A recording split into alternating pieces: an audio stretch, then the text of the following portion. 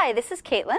And James. From reviewed.com, and today we're going to show you how to make your very own stain for that sort of weathered look. Now, the look we're going for is called oxidized wood, which is the look you get when you leave a piece of furniture out in the elements, the rain, the sun, for weeks on end. So step one is to create an oxidizing solution. Which is basically a jar full of wet rust. Yeah. So we start by taking some superfine steel wool, put it into this glass jar. But before we do that, we're going to tear up the steel wool. Yeah, now this allows the steel wool to rust quicker and more efficiently. So, now that you have the steel wool all pulled apart and in the jar, all you have to do is add vinegar. Put a lid on it, shake it up, and put it to the side. You'll want to leave it out for at least a week. Make sure it's nice and rusty before you use it.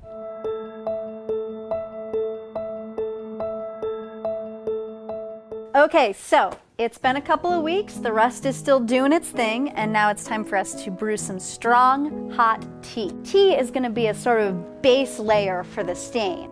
So the tannins in the tea are actually going to react with the rust and create that weathered effect. And the stronger the tea, the stronger the effect. Yeah. Now, you may remember from a few weeks ago our $100 DIY no-cut coffee table.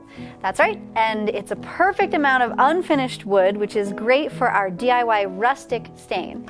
Now we have our tea, which has been seeping for, like 5-10 minutes, and we're going to start painting with it.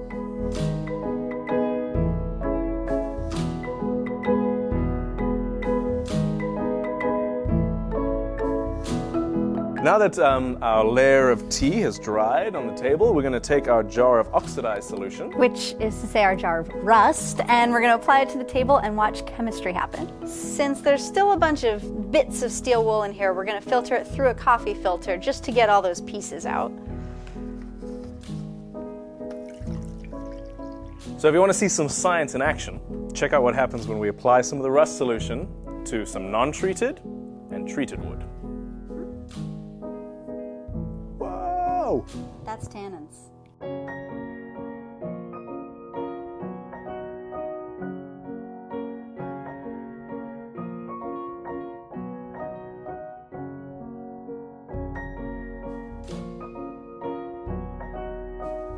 Okay, here's the final product. As you can see, even the wood that we didn't treat with tea turned a light brown color.